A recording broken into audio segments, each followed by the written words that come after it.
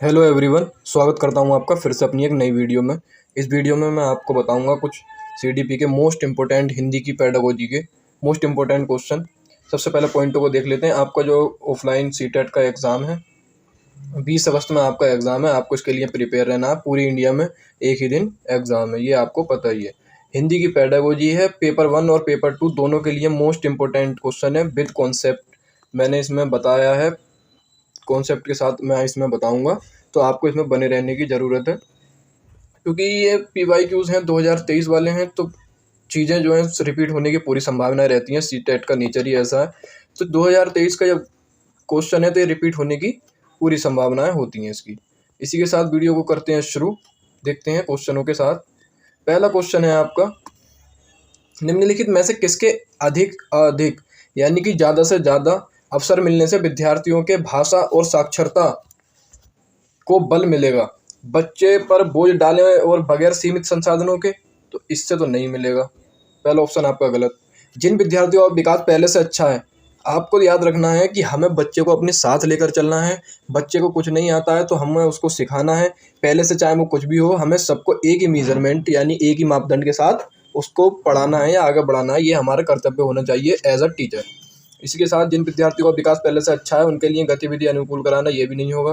कक्षा में पठन कोना सर्जित करवा पुस्तकें रखकर तो वैसे ही नहीं होगा।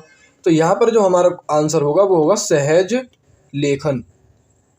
सहज लेखन और वाचन के बहुविध तरीकों से, यानी कि हम बच्चों को बहुत तरीकों से सिखा सकते हैं, बहुत तरीकों से लिखना सिखा सकते हैं, क्रिएटिव लिखना सिखा सकते हैं। तो मतलब जहाँ हमारे बहुविध तरीकों की या बहुत सारी चीज़ें चेंज करने की जहाँ बात आएगी, वहाँ आंसर हमेशा वही होगा जो पॉजिटिव ऑप्शन होगा। अगला क्वेश्चन देखो, अंजना व्याकरण की कक्षा में के बारे में भ्रमित है, यानी कि भ्रम में है वो कि कैसे पढ़ाया जाए, मतलब कंफ्यूज्ड है वो।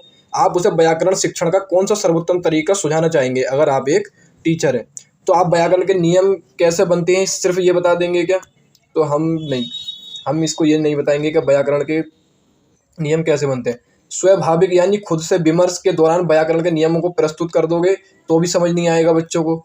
यदि व्याकरण में कोई अपवाद है तो सबसे पहले उसकी व्याख्या करोगे। भाई कोई अपवाद है तो उसकी व्याख्या अगर सबसे पहले कर दी तो वैसे ही बच्चे नहीं कर पाएंगे, तो ये वाला ऑप्शन भी गलत।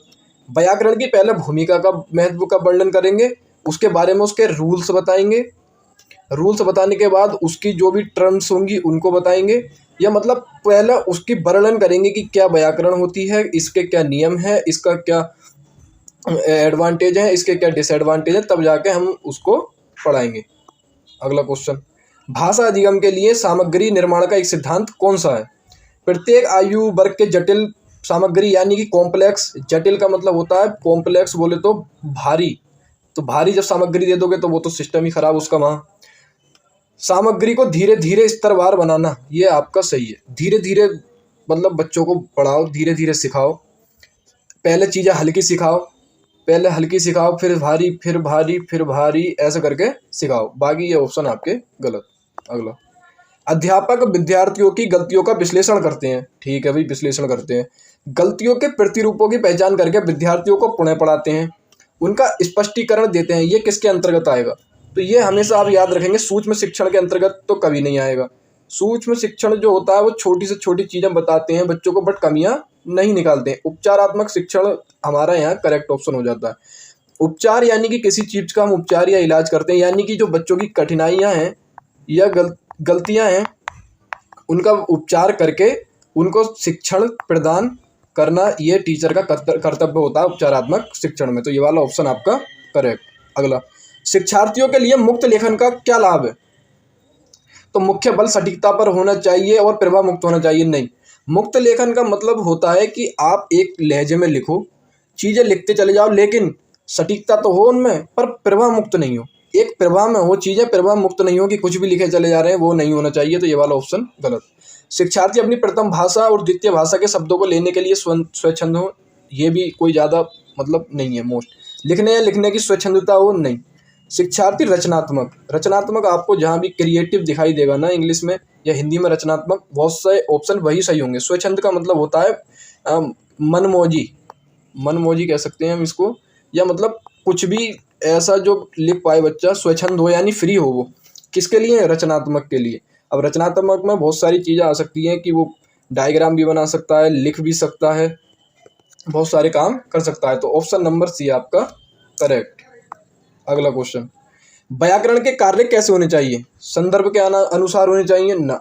व्याकरण में अगर संदर्भ के अनुसार होंगे तो चीज़ें समझ नहीं आएंगी। स्मृति आधारित होने चाहिए यानी याद करने के, नहीं। नियम के आधार पर होने चाहिए, नहीं। कार्य व्याकरण के हों या कुछ सीखने के हों, लर्निंग के हों, या फिर कुछ अंडरस्टैंडिंग के हों यानी समझने के हों, हमेशा क्या होने चाहिए? जीवन पर आधारित होने चाहिए। अगर किसी भी बच्चे को कुछ क्लास में सिखाना है तो उसकी चीज़ें जो हैं जीवन पर आधारित होनी चाहिए, वरना तभी वो सीख पाएगा, अदरवाइज नहीं सीख पाएगा। अगला क्वेश्चन, भाषा अधिगम के बारे में कौन सा सही है? भाषा अधिगम विषय, सामग्री और वृत्तांतों के आधार पर होना चाहिए। तो भाषा अधिगम क्या होता है, सबसे पहले इसको समझ लेते हैं। भाषा अधिगम क्या है? देखो, जागरूक प्रयास करना, सीखने के प्रति क्लास में बैठे हैं उसको जागरूक प्रयास करना, यह भाषा अधिगम का एक प्रकार है। रूल्स पता होने चाहिए, रूल्स हम सीखते हैं, ग्रामर पता होनी चाहिए, व्याकरण पता होनी चाहिए, ये भी भाषा अधिगम का एक पार्ट है। हम पढ़ना लिखना सीखते हैं, वो सब भाषा अधिगम का ही पार्ट है। भाषा अधिगम होता है किसी भी चीज़ को सीखना, चाहे वो जागरूक प्रयास से हो या रूल्स से हो या ग्रामर से हो। तो हमारा क्या हो जाता है यहाँ पर, सभी प्रकार की विषय वस्तु भाषा अधिगम है, यानी कि ऑप्शन नंबर 1 जो आपका हो जाता है वो करेक्ट हो जाता है। अगला, बच्चों में भाषिक निपुणता यानी भाषा की अच्छी समझ, निपुणता, सर्वाधिक उपयुक्त किस प्रकार से विकसित की जा सकती है? व्याकरणिक नियम और ड्रिल के अभ्यास द्वारा, नियमित रूप से श्रुति लेख द्वारा, कार्य आधारित गतिविधियों में भाग लेकर या शब्द भंडार का संवर्धन करके। तो ये हमारा ऑप्शन हो जाता है कार्य आधारित, ऑप्शन नंबर सी, कार्य आधारित गतिविधियों में भाग लेकर हम भाषा की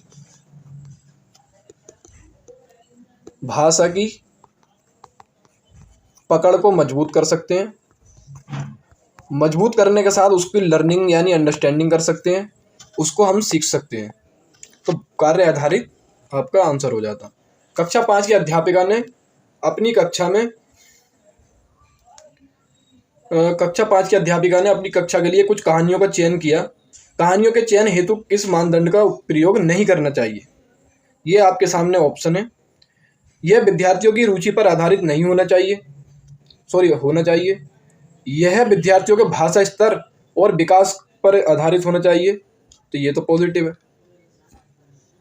इसमें जो सिर्फ ये रॉन्ग होता है, देखो ये सही है कि बच्चों की रुचि होनी चाहिए किसी भी कहानी को चयन करने के लिए, ये तो हमें आपको पता ही है। इसके साथ अगला जो क्वेश्चन है, ऑप्शन है, वो भी सही है। क्या कि यह विद्यार्थियों का भाषा स्तर यानी कि किस भाषा के तक समझ सकते हैं, कोई ज़्यादा कॉम्प्लेक्स भाषा नहीं होनी चाहिए। विद्यार्थियों की पृष्ठभूमि को ध्यान में रखना चाहिए, सही बात है भाई, उनका बैकग्राउंड ध्यान में रखना चाहिए। चयनित की गई पुस्तकें भारतीय पृष्ठभूमि से हो, ये कोई मतलब दम नहीं है। वो कहीं से भी हो, भारत से हो, यूएसए से हो, अमेरिका तो हो गया, इंग्लैंड से हो, कहीं से भी हो, नेपाल से हो, सिर्फ उनमें होना क्या चाहिए, ये तीनों मानदंड पूरे करने चाहिए कि रुचि भी हो उसमें, लैंग्वेज भी समझ आनी चाहिए और सारी चीज़ें। तो ये ऑप्शन नंबर आपका ये वाला करेक्ट हो जाता है। अगला, एक शिक्षार्थी अपनी पठन क्षमता का अपने संज्ञानात्मक स्तर से यानी जितना वो सोच सकता है अपने माइंड के अनुसार एक चरण ऊंचे की अपठित पाठ्य सामग्री, यानी कि मान लीजिए वो 6ठी क्लास में तो 7वें की जटिल विश्लेषण करके प्रदर्शित करती है, 7वें का वो प्रदर्शित करती है। ये किससे मेल खाता है? बोधगम्य निवेश, बोधगम्य उत्पाद, मॉनिटर, परिकल्पना, स्वाभाविक क्रम या क्या?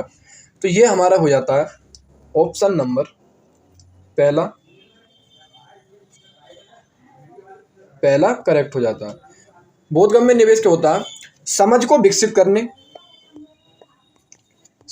विकसित करने के लिए उपयोग में लाई जाने वाली विभिन्न प्रकार की सामग्री, यानी हम अपनी समझ को विकसित कर सकते हैं कैसे? फ़ोन से भी कर सकते हैं, आईफोन से भी कर सकते हैं, आईपैड से और बहुत सारी चीज़ों से, जिस चीज़ से हम अपनी समझ विकसित कर सकते हैं उसको हम बोधगम्य निवेश बोलते हैं। तो ये वाला ऑप्शन आपका करेक्ट।